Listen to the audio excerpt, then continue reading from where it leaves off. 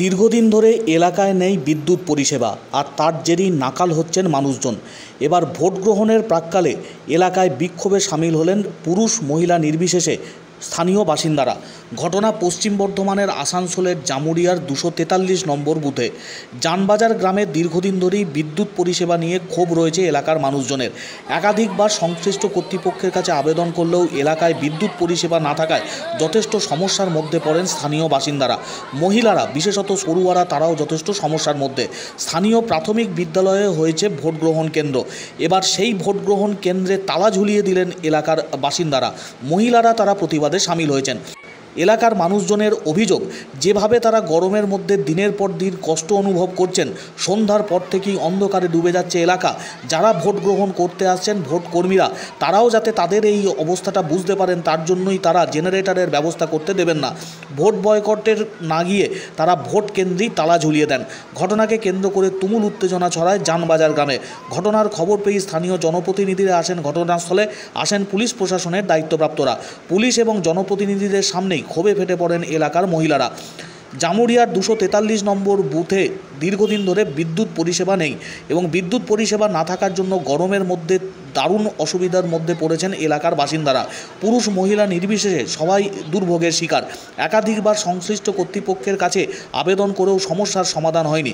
যদিও স্থানীয় জনপ্রতিনিধিরা জানাচ্ছেন ভোট মিটলেই বিদ্যুৎ পরিষেবা প্রদানের কাজ করা হবে, কারণ ইসিএল কর্তৃপক্ষের তরফ থেকে যে অনুমতি প্রদানের দরকার, সেই অনুমতি পাওয়ার ক্ষেত্রে কিছুটা সমস্যার জন্য এই বিদ্যুৎ পরিষেবা নাকি প্রদান করা যায়নি। কিন্তু এলাকাবাসীরা মানতে নারাজ।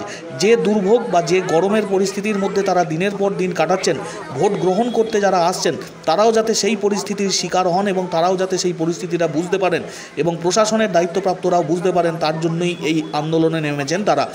জেনারেটরের ব্যবস্থা করে ভোট কেন্দ্রে নিয়ে আসা হচ্ছিল, সেই জেনারেটর তারা নামতে দেননি।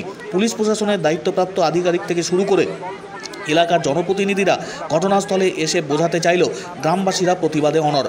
প্রশাসনিক আধিকারিকরা তারা রয়েছেন ঘটনাস্থলে। সামগ্রিক বিষয়কে নিয়ে উত্তেজনাকর পরিস্থিতি জামুরিয়ার 243 নম্বর বুথের জানবাজার গ্রামে।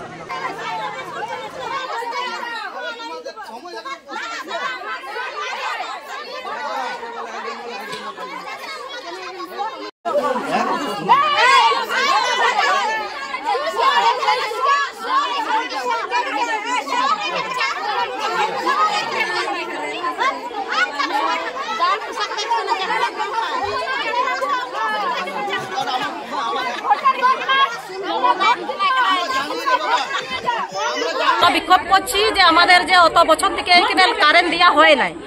এবার আমরা চাইছি যে এই যে ভোটটা হচ্ছে, এবার ওরা জেনারেটর নামাচ্ছে, এবার আমরা জেনারেটরটা নামতে দিচ্ছি না।